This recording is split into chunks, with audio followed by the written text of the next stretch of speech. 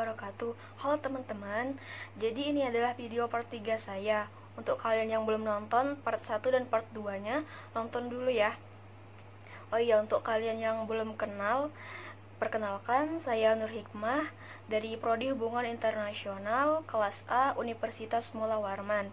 Jadi ini adalah video salah satu tugas untuk pendalaman materi mata kuliah Filsafat Ilmu Pengetahuan yang semester ini diampu oleh Ibu Unis Sagena. Jadi di part 3 ini saya akan mulai menjawab pertanyaan yang saya tanyakan di part 1 dan part 2. Pertanyaannya yaitu,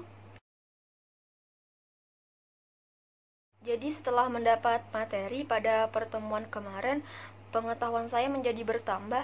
Salah satu materinya pada pertemuan kemarin itu adalah mengolah informasi menjadi pengetahuan untuk mencapai kebenaran. Nah, urutan yang pertama itu kita tuh harus mencari data, lalu informasi, lalu pengetahuan, lalu menjadi ilmu, lalu menjadi kebenaran. Jadi semua itu ditangkap oleh indera, lalu diproses melalui akal, intuisi, dan otoritas hingga menjadi makna. Nah, sampainya makna ke dalam jiwa inilah yang dinamakan ilmu. Jadi hadirnya ilmu itu melalui dua jalur. Yang pertama yaitu karena dicari oleh manusia sendiri melalui akal dan indera. Yang kedua adalah karena diberikan oleh pemilik ilmu yaitu Tuhan sebagai melalui wahyu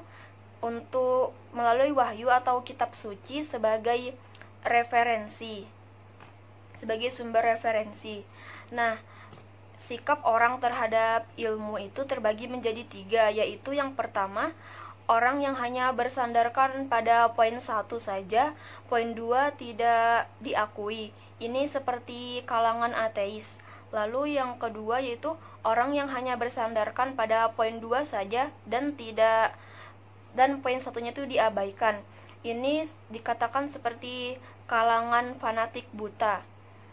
Yang ketiga yaitu orang yang menggabungkan poin 1 dan poin 2, yaitu orang yang komprehensif dan integratif. Nah, berkaitan dengan pertanyaan saya, yaitu jika meninggal saya akan kemana? Nah, di sini saya akan mencoba mencari jawabannya menggunakan data dan informasi dari Al-Quran dan Kitab Injil. Data yang saya dapat dari Al-Quran, seperti yang dikatakan oleh Ustadz Amir Ar-Soronji, setiap orang yang dicabut ruhnya oleh malaikat pencabut nyawa, yaitu malaikat Israel, maka tidak ada sekejap mata pun ruh tersebut digenggamnya, melainkan ruh tersebut langsung dipegang oleh 2 malaikat yang akan mengantarkannya ke langit. Bagi seorang muslim yang soleh dan taat kepada Allah Subhanahu wa Ta'ala, maka orang tersebut sebelum diantar ke langit, ia dibaluti dengan kain kafan dari surga dan diberi wewangian dari surga yang wanginya melebihi minyak kasturi. Ini tercatat di dalam Quran surah Al-An'am, yang artinya yaitu, sehingga apabila datang kematian kepada salah seorang di antara kamu, ia diwafatkan oleh malaikat-malaikat kami, dan malaikat-malaikat kami itu tidak melalaikan kewajibannya. Nah, para malaikat penjaga pintu langit membukakan pintu-pintu untuknya, untuk seorang yang soleh ini.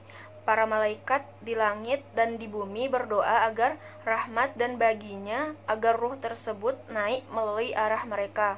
Lalu tiap malaikat di setiap langit turut mengantarkannya sampai ke langit ke-7 untuk bertemu dengan Allah Subhanahu wa Ta'ala. Para malaikat mengantarkannya sebagai bentuk kehormatan atau kemuliaan. Allah Subhanahu wa Ta'ala berfirman, "Tuliskan kitab hambaku di tempat yang tertinggi. Kembalikan dia ke bumi, karena aku menciptakannya dari bumi, mengembalikannya ke bumi, dan mengeluarkannya dari bumi sekali saja." Lalu ruh orang soleh itu kembali ke jasadnya. Lalu kemudian datang 2 malaikat dan duduk bertanya seraya bertanya, "Siapa Tuhanmu?"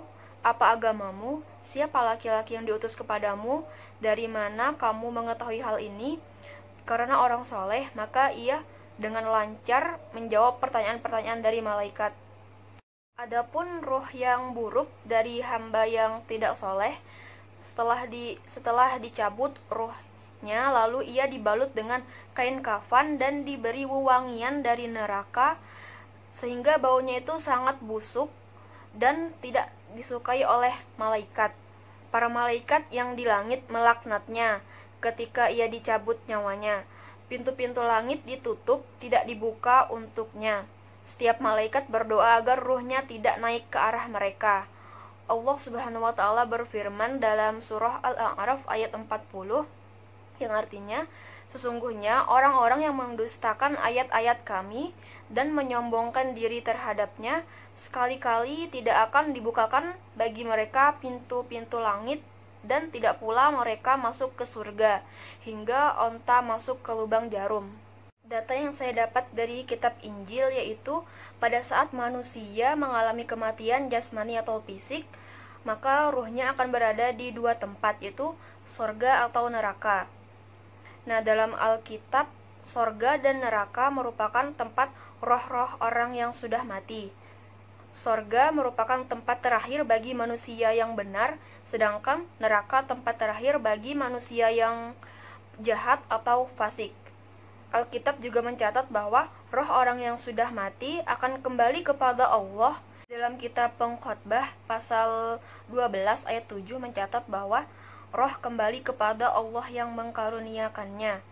Jadi roh yang ada pada manusia akan kembali kepada Allah yang telah mengkaruniakannya. Selain itu, Alkitab juga mencatat bahwa tubuh orang mati akan kembali kepada debu dan tanah, sebagaimana yang dituliskan dalam kitab Kejadian pasal 2 ayat 7, bahwa ketika itulah Tuhan Allah membentuk manusia itu dari debu tanah. Ayat ini menjelaskan bagaimana proses penciptaan manusia, yaitu manusia terbentuk dari debu dan tanah. Oleh karena itu, pada akhirnya manusia akan kembali dalam bentuk semula, yaitu menjadi debu dan tanah. Kesimpulan, jadi kematian merupakan pindahnya ruh dari jasad. Nah, mengenai pertanyaan saya, yaitu jika meninggal saya akan kemana?